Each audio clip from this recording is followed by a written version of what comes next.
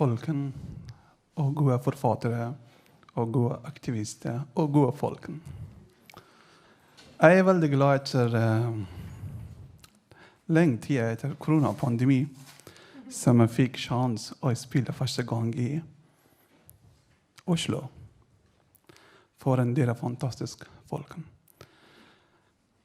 Jeg skal si 1000 hjertelig takk som dere ga meg denne mulighet å være med dere. I sånn situasjon, dessverre, også det er veldig vanskelig å synge. Fordi i vårt land, i Afghanistan, alle dere vet, som var i situasjonen. Men jeg skal prøve å synge til dere, og også til dem som bor i Afghanistan. Vet dere som i Afghanistan, som når dere hører på nyheten, det er mange familier som de selger deres barn på grunn av sult. I sånn situasjon det er veldig vanskelig å være glad, spesielt afghanere som har en god hjerte. Men noen av dem har god hjerte. Mange av dem vet ikke hva jeg kan si. Men hvem som lager denne situasjonen i vårt land? Hvem som har det ansvarlig? Det er den personen som var i tapen, og det er stjelle, og stjelle, og stjelle, og stjelle. På grunn av sånn korrupsjon, så situasjonen blir i vårt land sånn. Men en ting er veldig trist overfor meg, som mange av dem bor i europeiske land, Amerika og forskjellige i verden. Og veldig trygg, og veldig glad. Jeg tror det er vårt ansvarlig som vi må spørre fra dem som hva de har gjort, og hvorfor.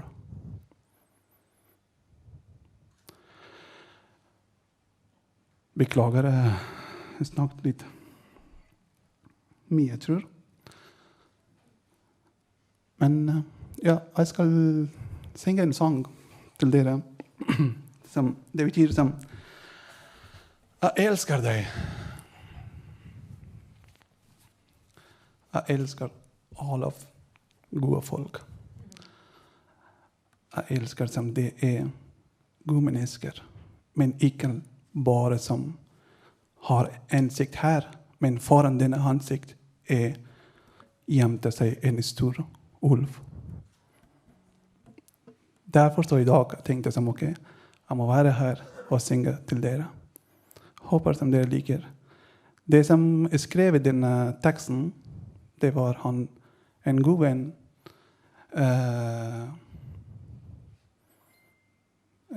Mariam, hva er hans navn som bor i Sharif Saidi Tak, som han bor i Sverige, en god forfatter, som han har skrevet denne teksten.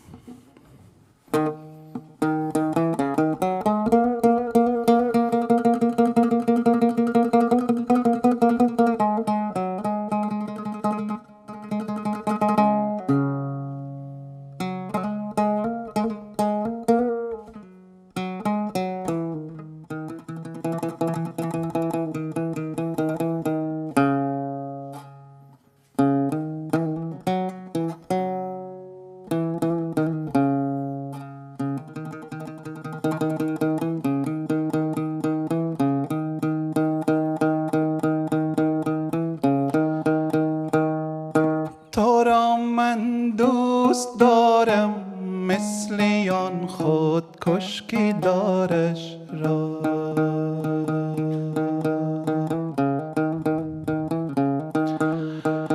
تو را من دوست دارم مثل آن خود کشکی دارش را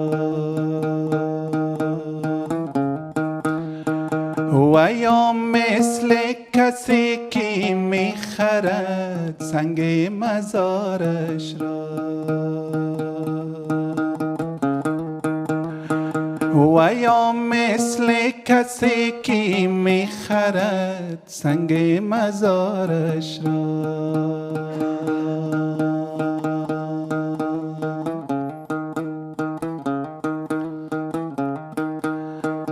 تو را من میپرستم آنچنان که آتشی سوزان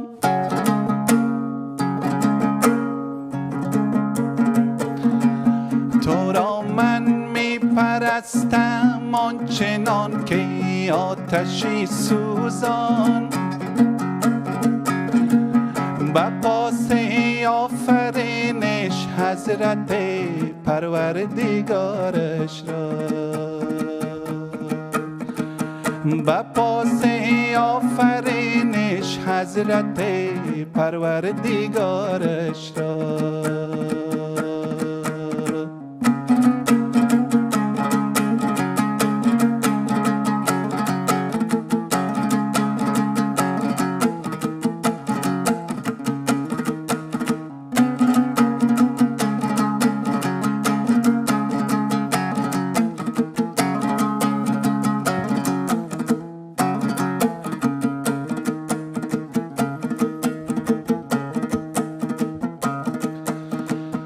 تو را من دوست دارم مثل نقاشی که در زندان تو را من دوست دارم مثل نقاشی که در زندان کند نقش و نگار تازه زنجیر و حصارش را کند نقش و نگار تازه زنجیر و حصارش را و یا مثل کسی که میخرد سنگ مزارش را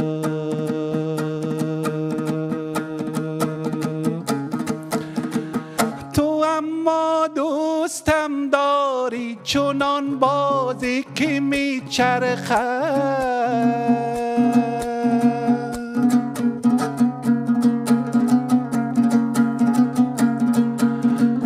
تو اما دوستم داری چنان بازی که میچرخد به بازی میکشد در آسمان جان شکارش را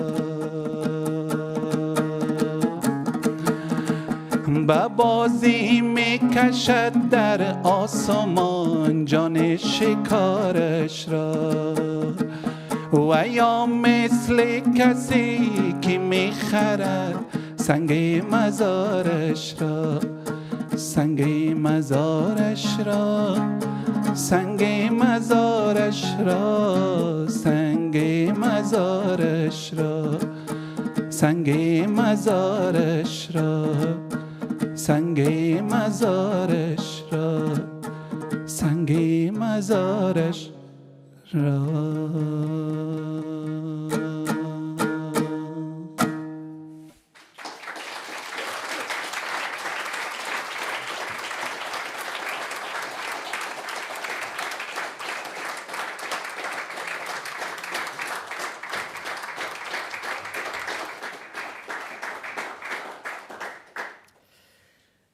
I was about to say, give a hand to Hamid Sakizada, but you already gave him a hand, but give him another one.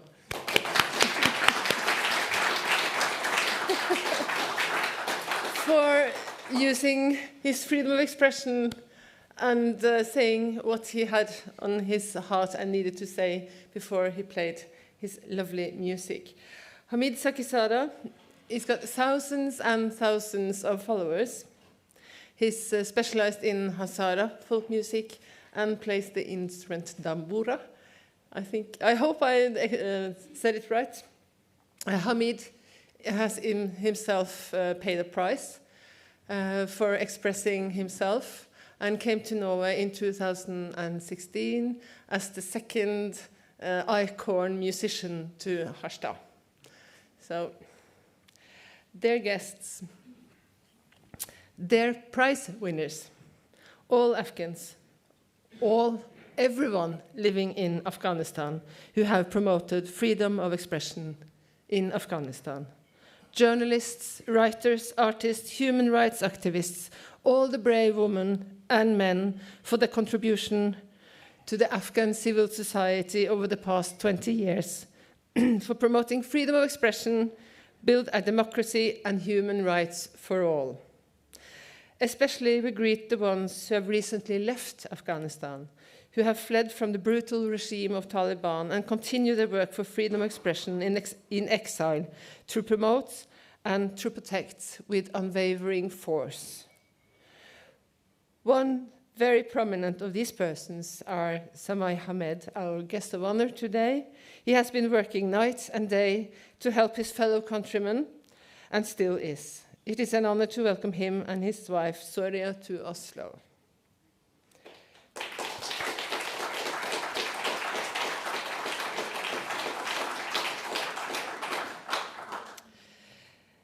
This day is the most important day of the year in PEN Norway's annual cycle. We award the Ossietzkyprisen to a highly worthy person or institution who has worked for freedom of expression, and we recognize and support persecuted writers to mark the Imprisoned Writers' Day.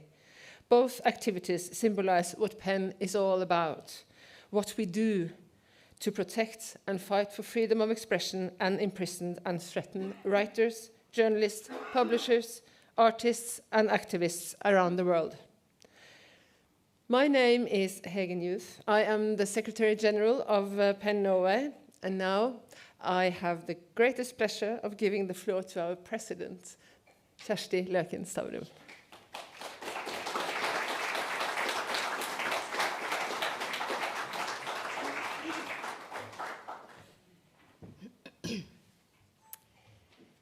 Dear prize winners, dear Afghans, and dear all of you who have come tonight, I will have the privilege to read the motivation of the jury for this award. And unfortunately, I need glasses now. The Ossietzkyprisen 2021 is awarded to Afghans who have promoted freedom of expression in Afghanistan, represented by poet, author, and journalist Samai Hamed. They have all received the prize for their outstanding efforts to promote freedom of expression and their contribution to Afghan civil society over the past 20 years. The prize is awarded to activists, journalists, writers, poets, filmmakers, editors, photographers, artists, and others who, by peaceful means, have promoted freedom of expression in Afghanistan. They are people from across the country, regardless of gender, age, and ethnicity, and from urban and rural areas. The diverse and engaged Afghan civil society has been in the forefront to promote democracy and human rights for the past 20 years.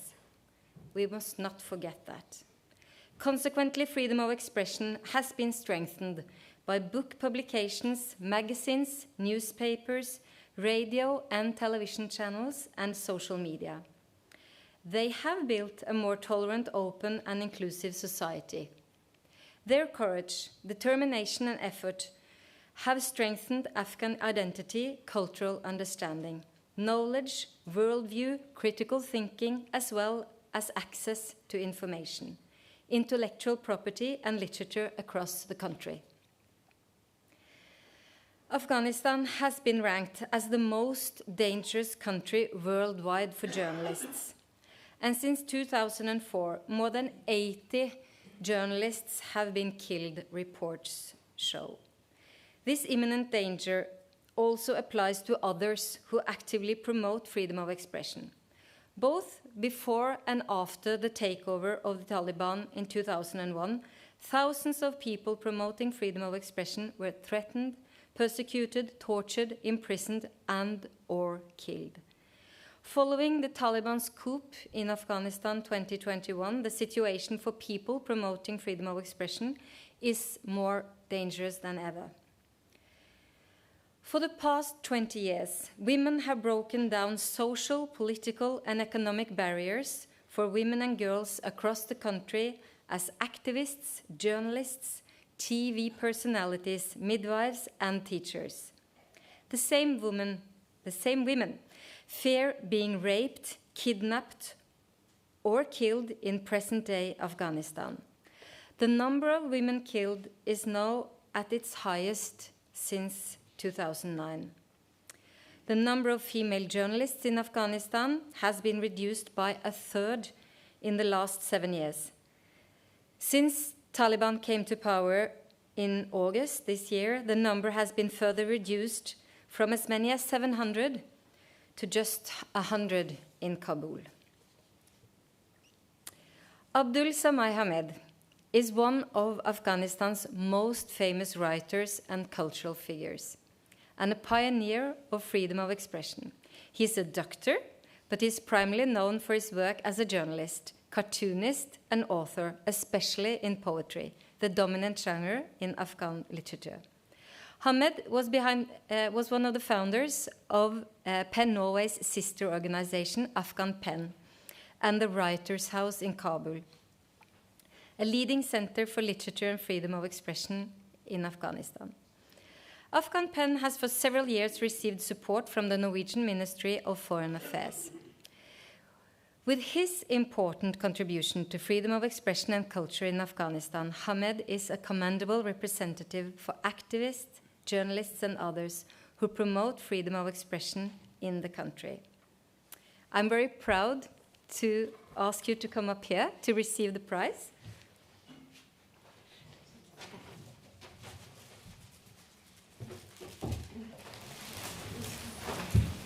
And the prize is this picture by Nicole Widerberg called Torso. And the flowers.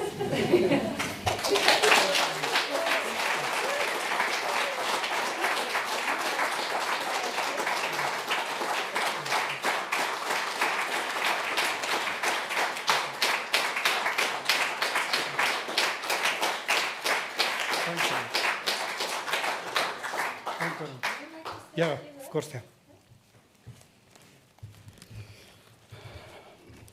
Thank you. Thank PEN Norway, our counterpart in the fight for freedom of expression, our sister organization of PEN Afghanistan. This award is not just for the struggle of Afghans over 20 years. It is also for the future of this journey. Afghanistan has given many sacrifices for freedom of expression and human rights. Several of our colleagues had been killed, wounded, tortured, had to live in exile. Right now, women of Afghanistan are waving on the roads, standing for their rights, paving the road for freedom of expression, in opening new doors for the democracy in Afghanistan. I would like to present this award to them first, and then to all others who are struggling for freedom of expression in our other human rights in our country. I should say that we are still working inside Afghanistan. Terrorists, extremists, they are targeting our heads, but we will target their minds. Be sure we will open their minds. Yeah? Thank you very much. Thanks. Thank you. Thank you.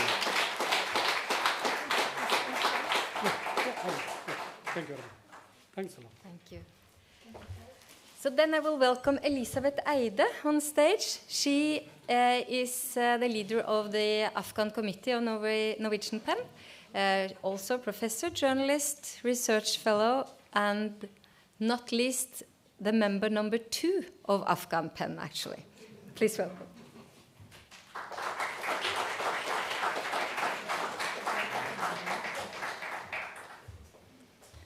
Dear friends, dear Afghan friends, Dostai Afghani, and a special welcome also to the representative here from the Afghanistan Embassy of Norway, Mr. Zaher, who is with us. I wish this award ceremony could have happened in a less precarious situation for Afghanistan. I wish we could just celebrate the vibrancy and the commitment of Afghan PEN and its many spiritual relatives. I wish we were only joyfully cheering the fantastic achievements done by an increasing network of people dedicated to defend and expand the freedom of expression in this lovely but war-ravaged country. But at least we can celebrate a proud recent history. Together with the Vice President of International PEN, Eugene Shulgin, who is here with us, I visited Afghanistan in 2003 with the intention of finding out if there was a fertile ground for an Afghan chapter of the International PEN family. I had been there a couple of times previously under the first Taliban regime, observing no media, only tents, walking tents, light blue color, women, and also loss of fear and exodus, and a dominant number of black turbans under which there were faces with a compulsory one-fist beard. After the fall of Taliban, it was easy to find writers and journalists who wanted a connection to global writers and freedom of expression defenders. Why did you not come before? They asked. And after a few days, we were sitting at a long table with 50 founding members of Afghan PEN, or Anjuman Kalam, as they say over there. And at the top of this table, Dr. Sami Hamed was sitting, and he already then had a clear idea of how PEN in his country would work. Respect for diversity, he said, implementing then a rotating system within the board which should include members from the different language groups and ethnic groups, and thus not having any kind of special power seizing the dominance. Khana Navistandagan, the Writer's House, was born in 2004. It was soon to include a multitude of activities. People came to read their own poetry. People from abroad visited and were celebrated. Young women from Malalai society had their special functions, and journalists and activists came, literary critics and satirists came, musicians, artists, and filmmakers joined. Afghan PEN soon started publishing books. During repeated visits, we saw a growing number of titles in the well-known Pashto and Dari languages, no doubt, but also in Uzbeki, Turkmen, Pashai, Baluchi, Brahui, etc. Some of these languages, literature had hardly survived other than orally before. For years, Hamid's brother, Wahid Warasta, who's sitting next to him here, also steered these activities, being himself a poet, a translator, and a TV journalist. Both these brothers' patient work has been dedicated to these activities, as well as freeing imprisoned journalists and safeguarding free expression. Together, they, with scores of PEN members, a growing number no doubt, have made many great differences to the Afghan civil society and the literature life, both taking responsibility in increasingly difficult circumstances for freedoms which we here easily take for granted. Some of us, William Nigor, Eugene Shulgin, and myself, were present at Afghan PEN's 10th anniversary in 2013. It was a time to celebrate publications, free expression advocacy, scores of events, and a growing membership, an ever-growing membership, I'd say. It was an event with music and joy, women and men together at the lawn outside and surrounding the house, and many reporters came. There were worries about safety, and for good reasons, since Taliban and other extremists had increased their attacks on civil society. I have visited Afghanistan 12 times since the fall of Taliban, and at all occasions met with Afghan pen, with journalist colleagues, as well as cultural organizations. Approximately 10 years ago, I started asking, every time I visited, where is the hope? As the level of threat for free-thinking individuals and groups grew. Well, the hopes were there to observe. Media still daring to challenge corrupt politicians and institutions of power, and not least misuse of power. Activists, among them Dr. Hamid, defended, for example, TV programs such as Afghanistan, where we have one winner among us here, Hamid, where you just heard. And also, this is like our Stjernekamp, for those who don't know. And he defended this program for attacks, not least against female singers, but also attacks claiming that this was not appropriate. Poets and other writers still release their volumes, and Anjuman Kalam cooperated with schools to prevent extremism and create children's books. But there was an undercurrent, and I recall Wahid Warasta expressing it so well. I remember these words particularly. Sometimes, he said, we have to force our hopes. Indeed, currently we have to really look hard for hopes. Media are dying as we celebrate here. The number of refugees is high and increasing. Research shows that 513 out of 744 media outlets have been closed, some before and mostly after Taliban takeover. The process continues, threats and economic constraints both being responsible for this great loss.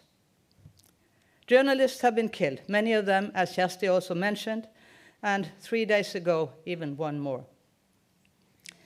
Are there any rays of hope then still? It would be unwise not to recognize them, since they are fragile and in need of support. Journalists in remaining media still deliver some critical news, although with much self-censorship. Afghan pen, with members and staff still around in Kabul, still recently started actually cooperating with some private schools to begin with in Kabul, and will offer creative writing courses for girls and boys and delivers books to these schools. There has been an exodus of writers and journalists from the country, and that is easy to understand. But not all can or will leave the country. And those who remain and try to do their best deserve our dire attention. Afghanistan should not slide slowly into oblivion as it did last time Taliban was at power. Together with the exiled ones, these people who still remain and try their best, inspired by people such as Dr. Hamid, his brother Wahid, and scores of others who still fight, they deserve our attention, they deserve our solidarity to keep these saplings of hopes alive. Thank you very much.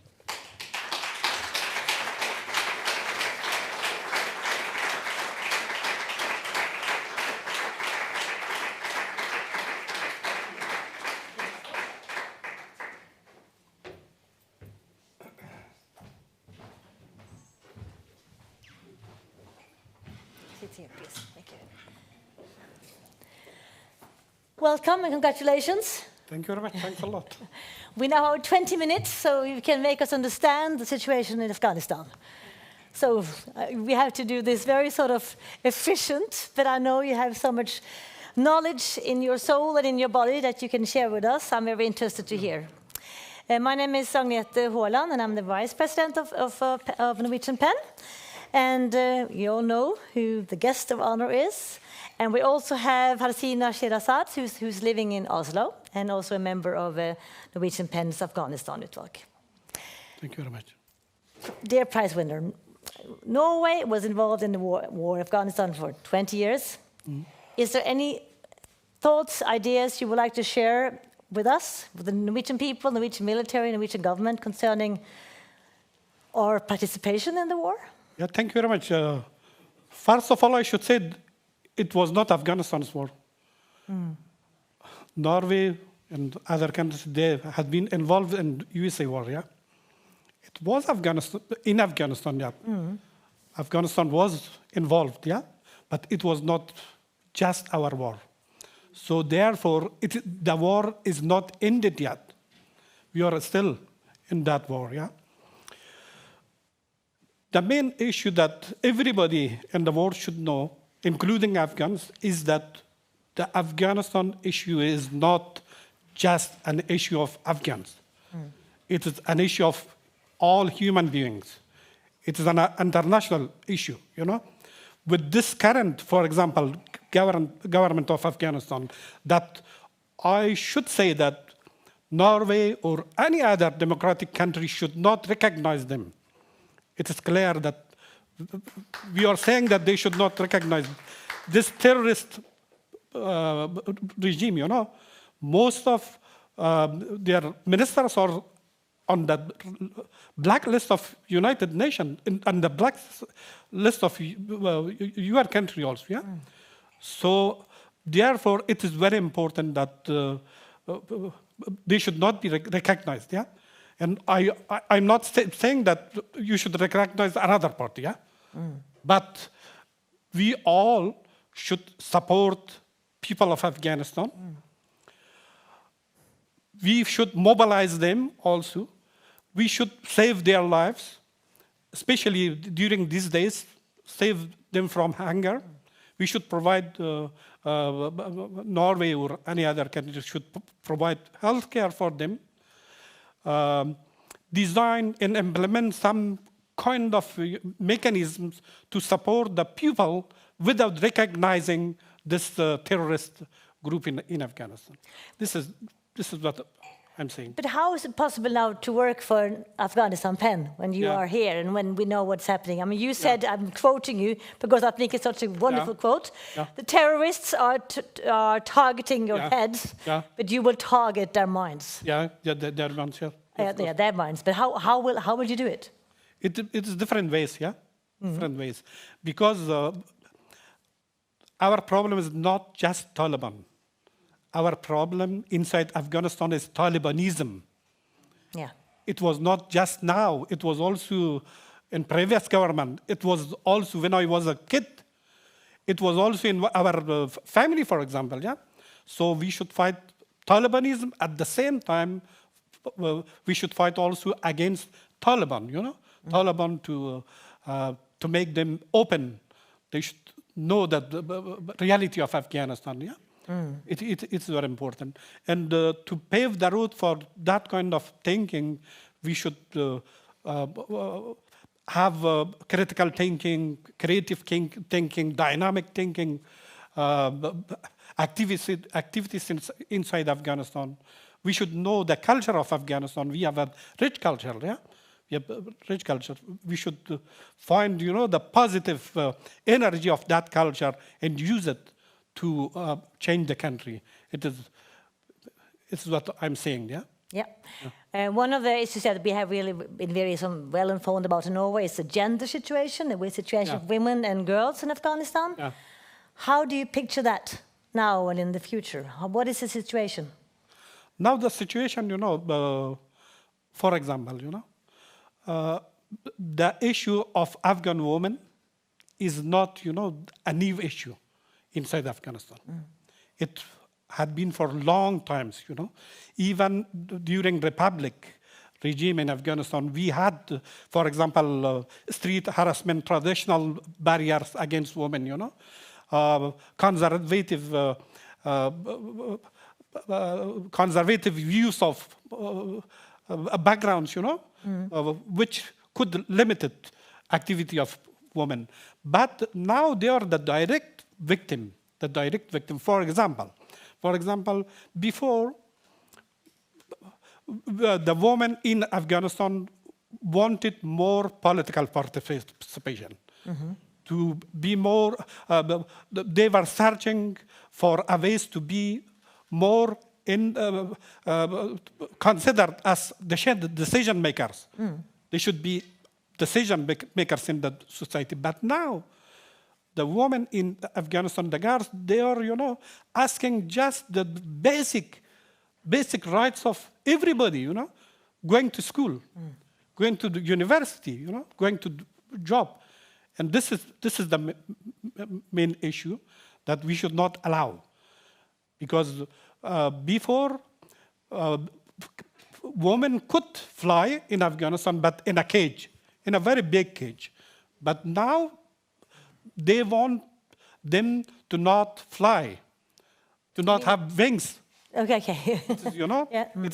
We had the cage every time in Afghanistan. We had the cage, yeah. And some of women were brave enough to fly with the cage, yeah, with the cage and broke the cage. But now they are saying that they should not have wings. This is the issue. Okay, so how can we all contribute to give them wings? How can Afghanistan pen? How can we? How can the nations outside Afghanistan, the people outside Afghanistan? Yeah. How can we? What can we do? Yeah. You said something about it, but I mean, first of all, I should say something. You know, that in 2003, I have said that democracy is not Spider-Man's dress to import from USA and then wear that and fly from the one mountain to the other mountain, one building to the other building. Democracy is experiencing, you know, everything to be chained to a bird, to be born as a bird. Yeah. So it is very important that we should think a lot about local issues in Afghanistan, about local power of inside Afghanistan. For example, when evacuation had been started in Afghanistan, everybody said that everybody is leaving Afghanistan. Civil society activists are leaving, you know. What will happen? But you saw that new faces had risen against the Taliban. The girls of Afghanistan, they will not, you know, be silent. They will raise their voice. So you should give them loudspeaker. okay. Because they have the, yeah. Will they survive if we give them? If they get the loudspeakers? Of course, it is. You know, Afghanistan is a paradoxical country. You know, it is still the proxy wars battlefield. Yeah. So it means that we are not talking about normal activities inside Afghanistan. So, for example, if you are, I have always said before, for 20 years ago, that when you are a woman in Afghanistan, you have to be a fighter or a victim. There is no other way. Even before. So now, everybody in Afghanistan who want democracy, who want, you know, good life for themselves and for the people of Afghanistan, they have to be fighter or victim. There is no way, no other way. So hopefully the fighters will win, but how do you think the situation will be in 10, 20 years from now? In 10, 20 years. Don't tell me the winters win, I'm laughing because, you know, a journalist asked the same question. And then I said that because Afghanistan situation is very, very paradoxical, yeah? A country with so many neighbors, you know? So many neighbors who are active, you know, in the international game, you know? So therefore, I see Afghanistan as a swimming pool, and within 10 years, that swimmers are more than water there. So therefore, we should provide water. Well, and the water is hope. So Yeah, of course, it is hope. It is critical thinking, creative thinking. It is, let's listen to what we're saying. We have to force the hope. It is, hope. But we also have Hasina Shehzad here. And I would like also please to ask you, how did you end up in Oslo? How did you get here? Well, in short answer, I took a flight. Okay. Well, lucky then. So many people couldn't. Actually, I used to work in Election Commission as a deputy spokesperson in Afghanistan in 2014. And before that, I had studied journalism at Kabul University, and I have done some work with some TV stations. And in this last job, I ended up being injured in a bomb blast, which was planted in my car. And then I got injured and stayed at the hospital like a year. And after that, I decided that I should leave the country. And in 2015, I came to Norway. Well, welcome here. I Thank hope you. Norway treats you well. Thank you. So how do you stay in contact with your friends and colleagues in Afghanistan? Can you? Or how do you do it? Actually, right now I do.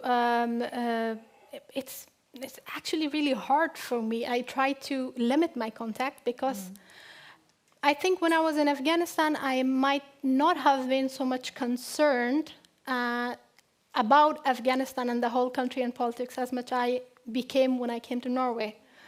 And I don't know, was it maturity or was it was it seeing that how other countries function and at the meantime realizing that we don't have this in our country?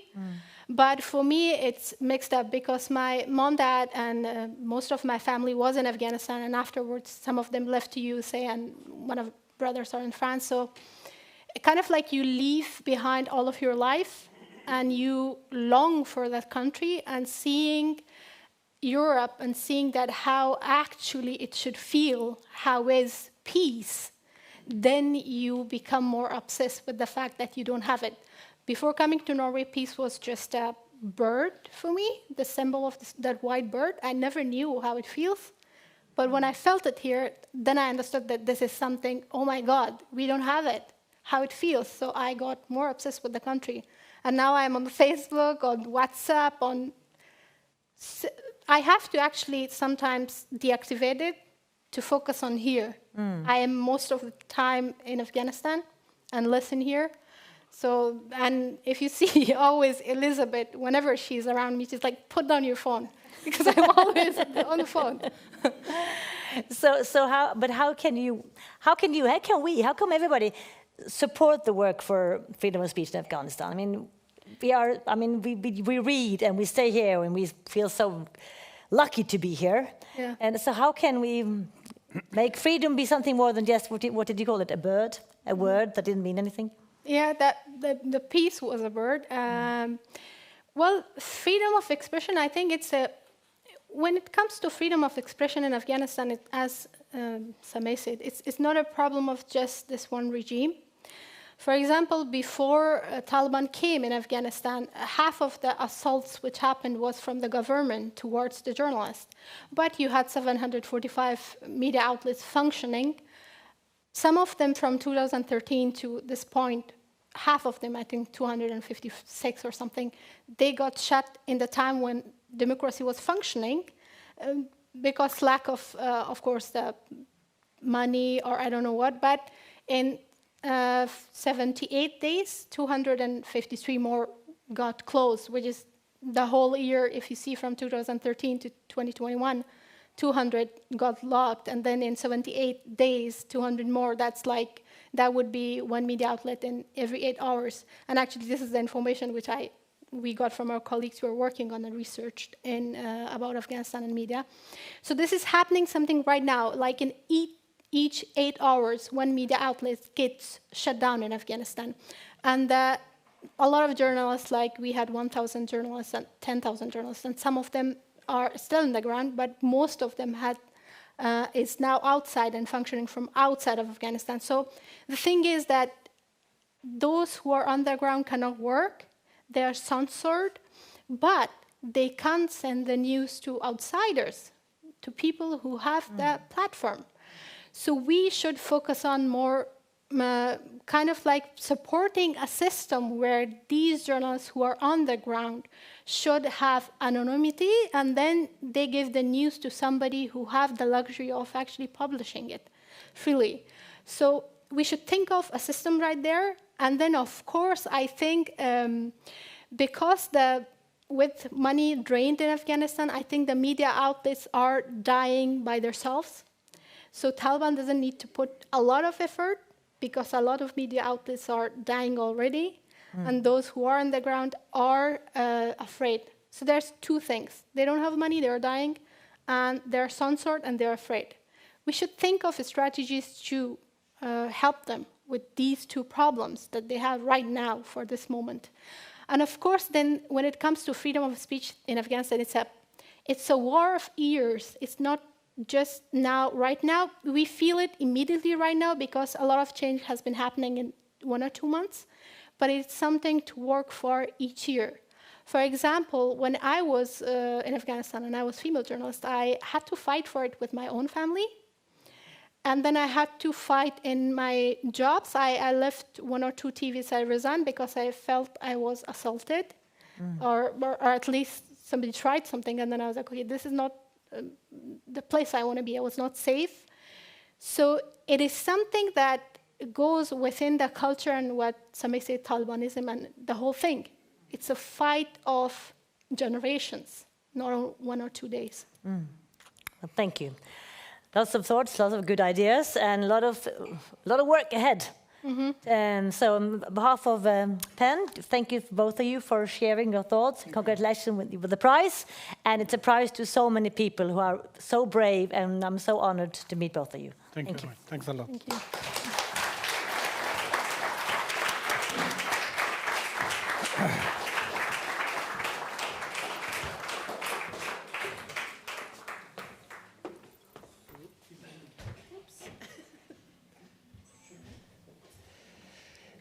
Nilüfer Surabia, a poet, researcher and translator, and an Afghan PEN member.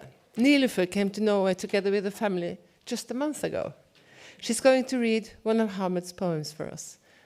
Welcome, Nilüfer.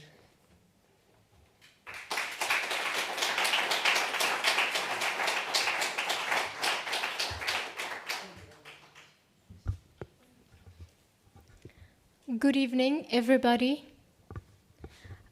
I would like to read the poem of Dr. Sameh Hamid under the title of A Starry Night in Kabul. In the eyes of Kabul, a starry night is a poetry event held by young girls and boys and the moon. An old poet. In the eyes of Kabul, a starry night is a night full of gunshots and the moon, the mother of bombs.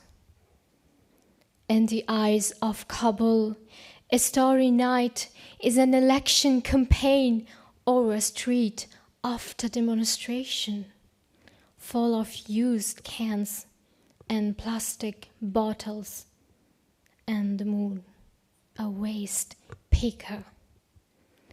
In the eyes of Kabul, a starry night is alone for national dance, and the moon, a traditional drum player. In the eyes of Kabul, a starry night is a university that is reopened after a terrorist attack. Stars. Students walking in the dark. Students walking in the dark path towards the future. And the moon, a tired but determined teacher. In the eyes of Kabul, a starry night is the torn-covered training ground of poor soldiers. And the moon, the general's office, waiting for the new gold medals. In the eyes of Kabul, a starry night is a plane where several activists have lit candles to remember the martyred journalists and the moon, the empty round table of intellectuals. In the eyes of Kabul, a starry night is an earthen football field where barefoot children are playing with a warm handmade fabric ball. In the eyes of Kabul, A starry night is a starry night too. And the moon itself. Thank you very much.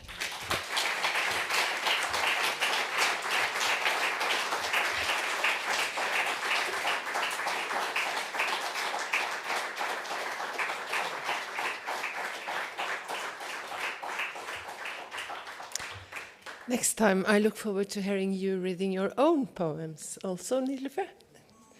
That would be nice. But it was lovely. Thank you so much.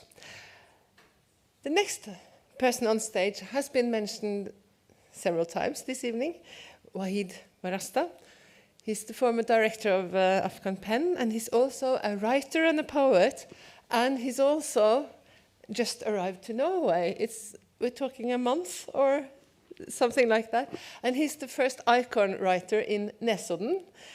So we are very, very proud to have him here. And we're also very proud to welcome him on stage. He's actually going to do some music for us. So he's a multi-talent.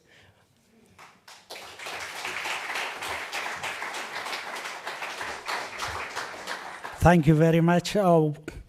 First, congratulations to Sameh, who really deserves this prize, and all those struggling for freedom of expression in Afghanistan.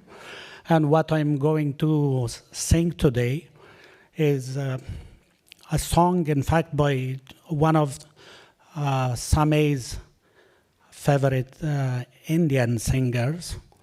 And I just wanted to mention about the discrimination which is ignored, the discrimination against the Hindu and Sikh minority in Afghanistan. So I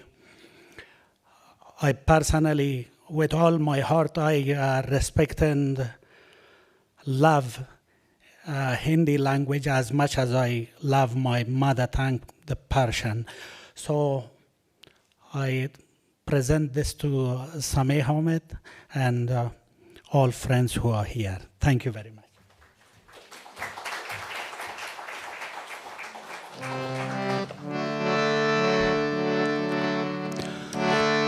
तुम इतना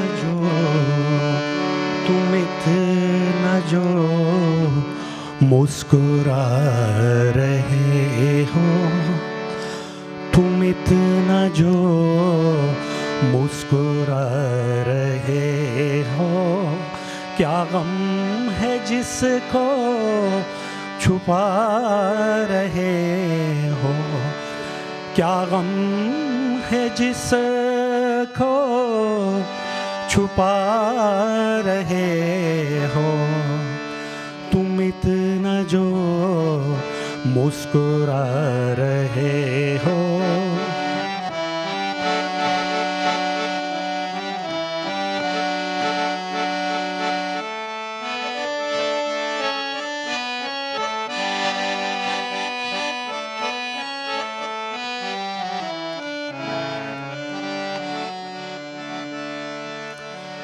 आँखों में नमी हंसी लबों पर,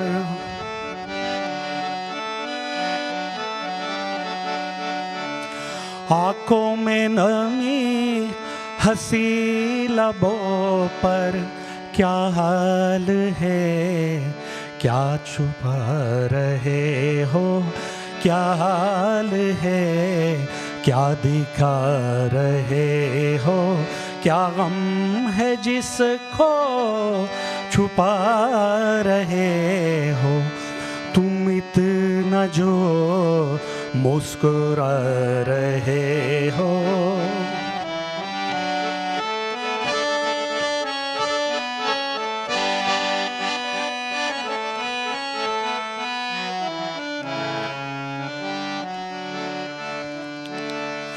बन जाएंगी जहर पीते पीते, बन जाएंगी जहर पीते पीते, ये अश्क जो पीते जा रहे हो, ये अश्क जो पीते जा रहे हो, क्या गम है जिसको छुपा पा रहे हो तुम इतना जो मुस्कुरा रहे हो.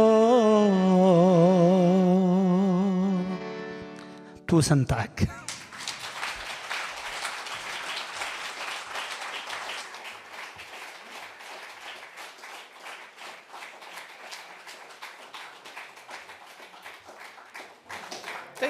Thank you, Wahid. Very, very nice. And now, please welcome Jørgen Lorentzen, member of PEN OS Writers in Prison Committee. He will present this year's Writers in Prison.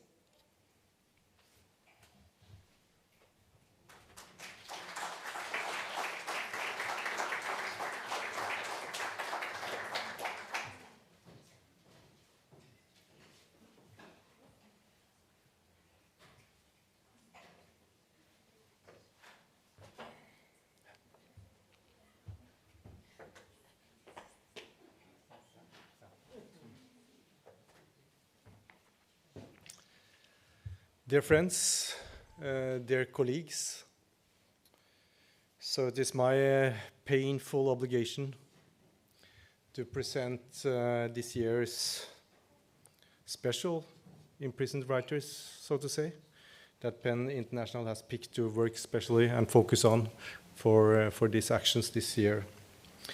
I wish I could say to you that we, the members of the Writers in Prison Committee, have less to do this year. But as we all know, that is not the truth. It's not the way that we have less writers, journalists, artists, musicians, creative people in prison all over the world today than we had 5 years ago, 10 years ago, 20 years ago. The situation is the opposite. I heard earlier this year that more than 60% of the people in the world are living under dictatorship. 60%, more than 60%, and it's growing. So we are not only living under what we can say a dangerous climate problem, we are living in a huge democracy problem. And perhaps they belong to each other. So what we can do is, of course, we can be together, we can gather here, we can try to do what we can do to help people getting out of prison. And we know actually that the work we are doing, we know that the work Amnesty is doing, we know that the work PEN, International PEN Norway is doing is actually helping to write, to put pressure on the regimes to release our friends in other countries. Sometimes it takes years, but after years we also see that people suddenly are free and coming out, and we can support them. So this is the only thing we can do. I will present some of the writers so we can have a small idea of what we are talking about. I think it's this, yeah, Day of the Imprisoned Writers. The first one is Michael Osorbo. He's a musician, imprisoned in this year, actually, May 21. He's an important musician in Cuba, and also a fighter for freedom of expression in Cuba. And he has written one song that is repeatedly been singing in Cuban demonstration called Homeland and Life. So I'm not sure if you can play it actually on YouTube. I didn't check out, or if it is out there, but you can search for it. I will not say too much about them. You can search for them also yourself. So, of course, a writer and a person that is very dear to my heart, Selahattin Demirtas. I met him myself. I've been working for many years with Turkey and the situation in Turkey. And I remember very well the day he was imprisoned, 4th of November in 2016, because it's my birthday. And it was not a very happy day to celebrate the birthday. He's, they say, musician and activist here, but as many of you already know, he was the leader of the HDP, the Kurdish-friendly party in Turkey. And because he gained more than 10%, which was amazing for a Kurdish-friendly party in Turkey, he was a threat to Erdogan, President Erdogan. And Erdogan started to hunt down the members of HDP. And he was not the only one arrested. Several of the leading members and parliamentarians of HDP was also arrested. He has been held in prison since and been in pre-trial detention, so he has not had a trial yet. And of course, as you know, all the writers, the journalists that are imprisoned in Turkey, what they are imprisoned for is basically what things they have been writing in the press. It's press release, it's journalism, it's normal thing that people are writing. And they attack him for supporting terrorism in Turkey. And all Kurds actually in Turkey can be arrested whenever because of support of terrorism. Demirtas is really what can I say? He's keeping his humor quite high still, even though he's been in prison now for 5 years. And he's very active in prison. He's communicating. He's sending out messages to the outer world from prison now and then through his family and lawyer. And he has been active in prison and published 2 books with short stories, Seher and Devran. And they are being translated. Well, the first one is translated to English. The second one is, I think, is ongoing translated. It's starting to be soon being translated to English. Yeah. Rahil Davut is an academic. She's an associate professor in Xinjiang province in China. A member of the Uyghur minority. Imprisoned, we don't know really where she is. She was taken when she was traveling from Xinjiang to Beijing for participating in a conference and disappeared. She was imprisoned late. We don't really know the date either, but late in 2017, so she has been gone for 4 years now. Mohammed Al-Rokken is an important lawyer in United Arab Emirates. Also been an important freedom of expression fighter, you can say, and defender in Saudi, in the Emirates. Imprisoned in August 2006, wasn't it? Yes, in August 2006. And the last one I'm going to present to you is 12 imprisoned Eritrean writers. As you all know, the situation in Eritrea for many, many years has been very awful and terrible. These writers were all imprisoned. It was a part of our community in Eritrea and was all imprisoned in 2001 and has been kept imprisoned since without any trial. September 2001. I think I have some of the names here. Yeah, I think I should read the names for you so we know them. Emmanuel Asrat, David Isaac, Sahid, Idris, Metani Haile. Yusuf Muhammad Ali, Fesehaye Johannes. And in addition to those, which you don't have pictures of, Seyum Tsaye, David Abd Mikael, Said Abdel Kadir, Saleh Chefesab og Matteus Habdiab. In a very, very difficult and tough situation in Eritrea. Yeah, we have them all there listed actually. Lastly, I will please come and take part in our action on the 4th of December, where we have the name of these and addresses we can send them to these, the people that we can write to, and they will receive postcards. And we know that imprisoned writers and authors, they often, and they really enjoy when they get a postcard they can put on the wall just with a nice painting or picture of anything, and a greeting from Norway or any countries in the world. This is what we are doing in several countries in the world for International Pen. So please join us on Saturday, December the 4th, all of you, and write some few words and to the peoples that are in prison. It means a lot for them. So thank you.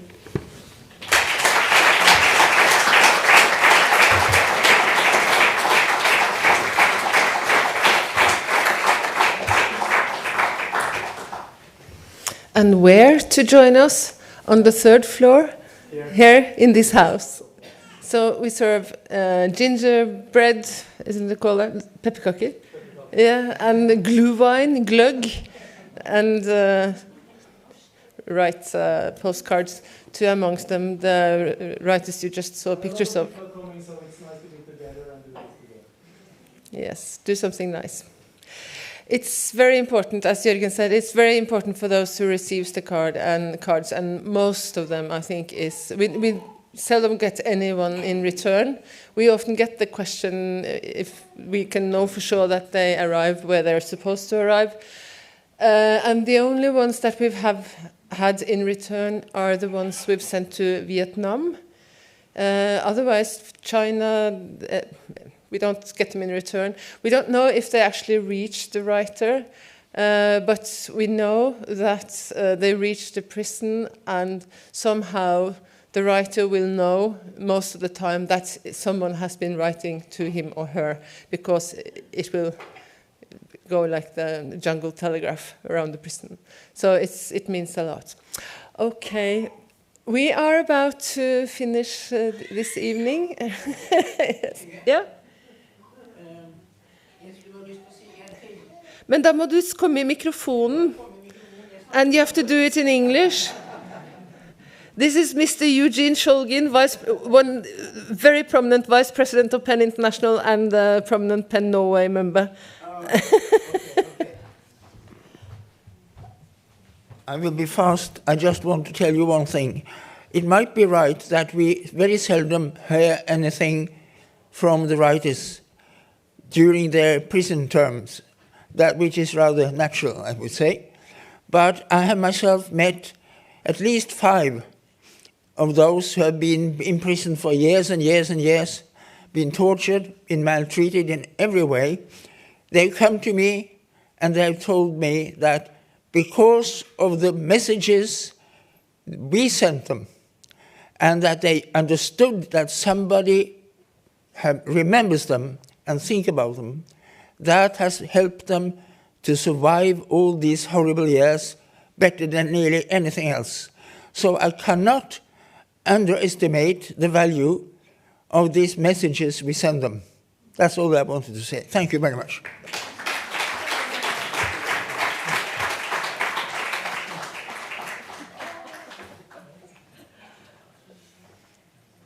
Very important words. Thank you so much, Eugene. It's always very good to be reminded of the importance of what we do, and that it actually helps a lot.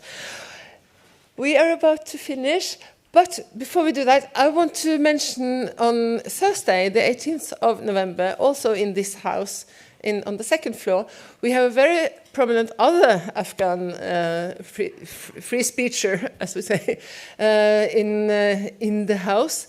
Mr. Saad Mohseni, he's the founder and leader, head of the Mobi media group in Afghanistan, also where the Tolo TV, Tolo News, which I think most of us know about, is included.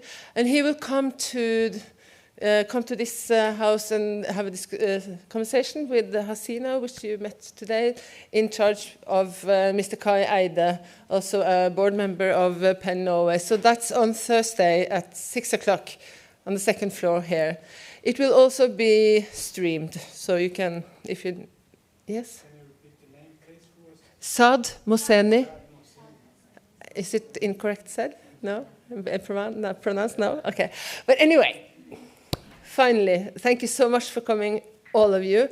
And I have, Penn Norway, have the greatest pleasure to finish this off with Hamid Sakizada performing a Hazara song for us.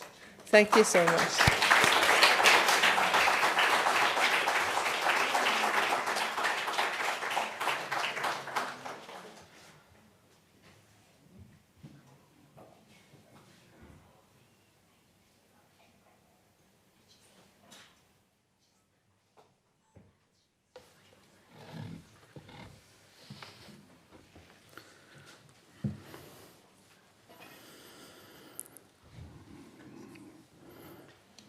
Once again, thanks a lot, everyone. With a fantastic speech or talking. But it can be good that we have to try to talk about the reality of what we done. I believe every time that it's better. Before that we depend, we say something from the people that please help us. It's good that we have to ask ourselves that what we done. I'm saying thanks a lot for all around the world that you guys was in our country to fight with terrorists, to make a peace in our land, in our country.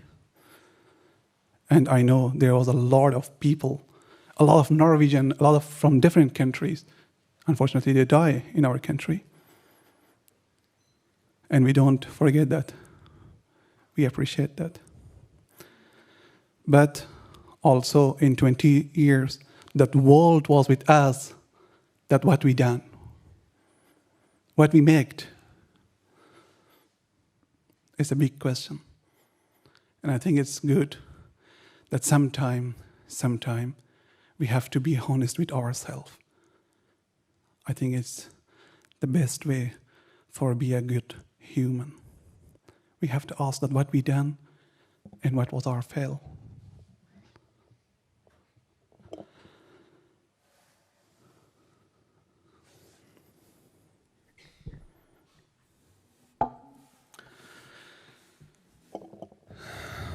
Also, I hope that one day the history should be all of the name coming on the history that who done good or who done something wrong. Just they are thinking for themselves. And all of them, they're coming with a huge money and living and just they're enjoying their life.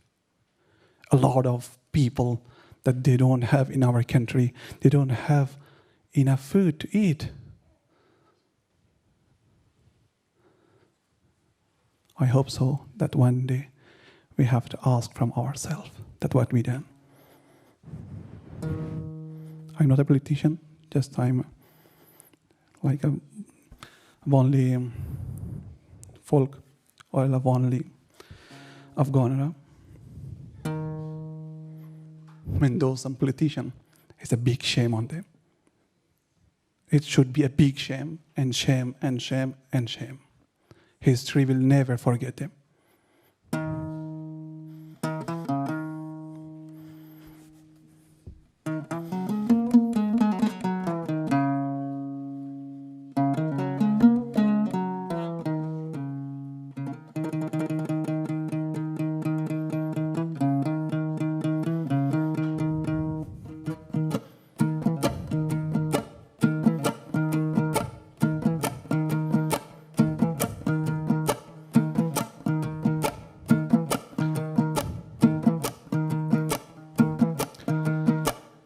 ای گل بکسین خوبی بسیار نمیماند دایم گل رعنایی بر بار نمیماند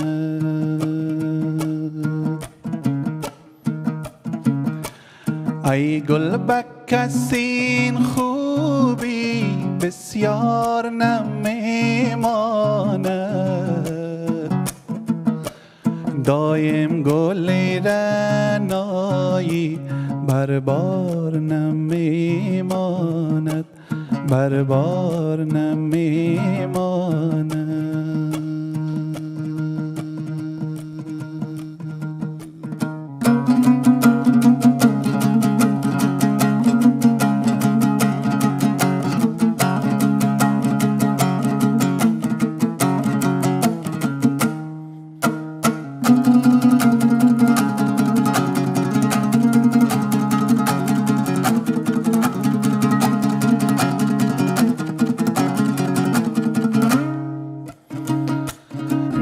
گرچه کم است امشب گر یار شود ساقی،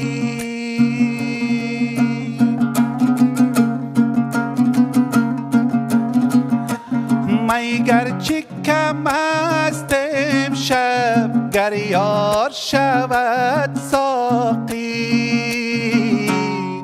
از مجلسیان یک تن هوشیار نمیماند، از مجلسیان یک تن هوشیار نمیماند، هوشیار نمیماند.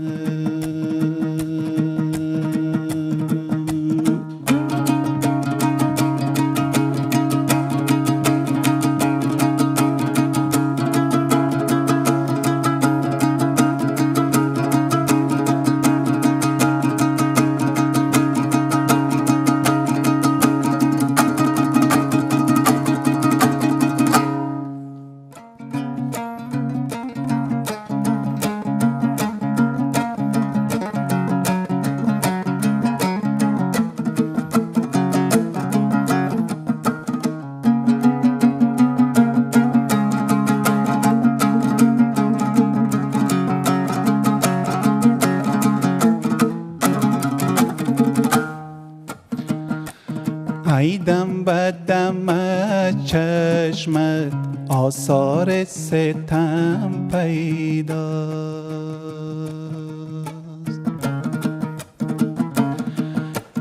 ای دم به دم چشمت آثار ستم پیداست،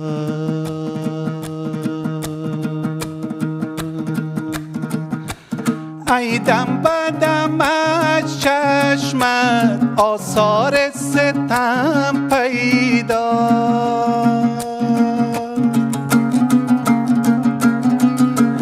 ای دم به دم چشمت آثار ستم پیداست، تا می نگری از ما آثار نمیماند، تا می نگری از ما آثار نمیماند، ای گل کسین خوبی بسیار نمیماند، دایم گل رنایی بر بار نمیماند، بر بار نمیماند، بر بار نمیماند، بر بار نمیماند.